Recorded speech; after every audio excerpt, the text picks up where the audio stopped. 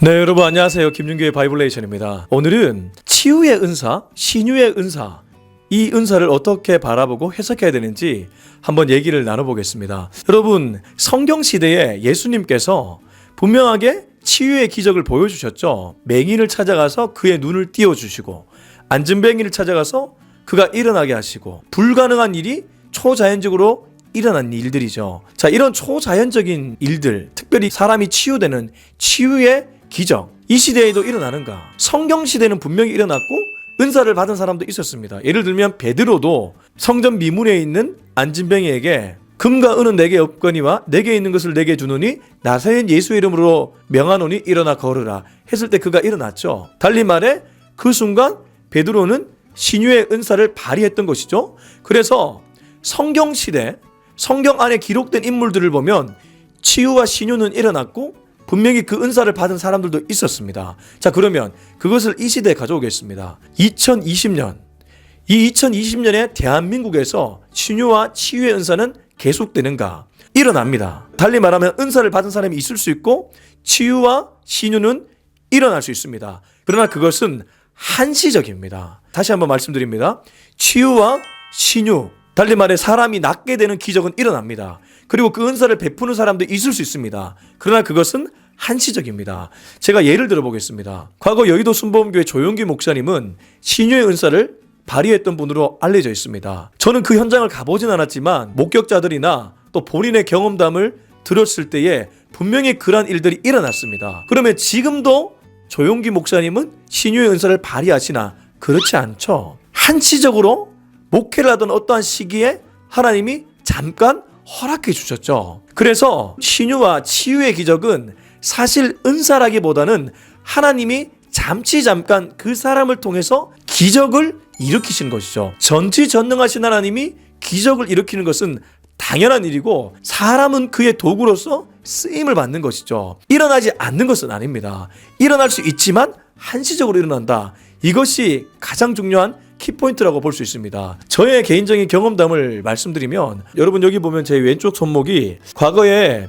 이만큼 부풀어 올랐을 때가 있습니다. 그때 제가 누군가의 손을 너무 강하게 붙잡아가지고 근육이 놀랐는데 이만큼 부풀어 올랐어요. 그때 병원을 찾아가서 보름이 지나고 한 달이 지나도 낫지 않아서 병원을 찾아가서 의사 선생님께 상담을 했어요. 이게 부풀어 올랐는데 도무지 가라앉질 않습니다 라고 말씀드렸더니 의사 선생님이 뭐라고 말씀하셨냐면 당신이 생활하는데 전혀 지장 없죠? 네, 지장은 없습니다.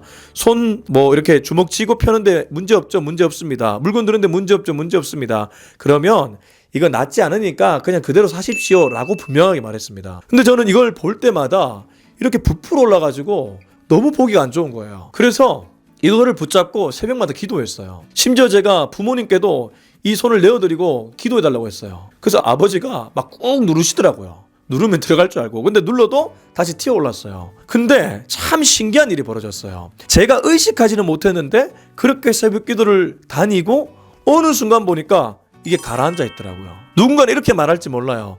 자연스럽게 그렇게 된 거야.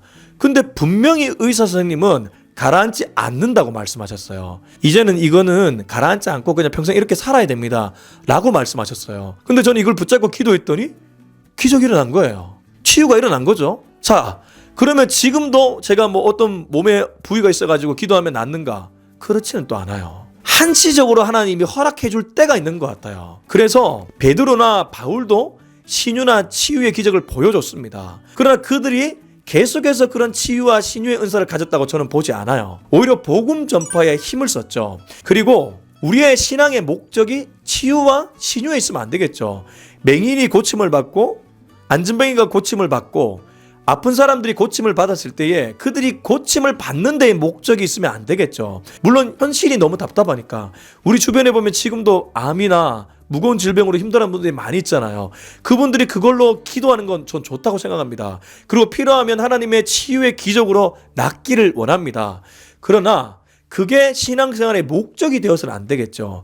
그게 신앙생활의 전부인 것처럼 혹은 그게 신앙생활의 엄청난 대단한 능력인 것처럼 착각하면 안 되겠죠. 신유와 치유는 하나님의 능력의 일부분일 뿐이죠. 그 외에도 하나님의 놀라우신 능력은 얼마나 많이 있습니까? 전 세계에 아직도 예수님 믿지 않은 사람들이 많이 있는데 그 사람들을 복음화시키는 거, 그게 어찌 보면 더 대단한 일일 수 있잖아요. 그래서 여러분, 오늘 결론을 내리면 치유와 신유의 은사와 기적은 있을 수 있다. 그러나 한시적으로 하나님이 허락해 주신다. 어느 때에 쓰임 받을 수 있고 또 어느 때에는 그게 없어질 수도 있다. 신유와 치유에 대해서 이 정도로 여러분의 생각을, 여러분의 입장을 정리하면 좋을 것 같습니다. 이외에 은사에 대한 견해는 제가 일전에 방언기도 영상을 찍을 때 은사에 대한 3가지 견해를 말씀드렸습니다. 여기 뜨나요?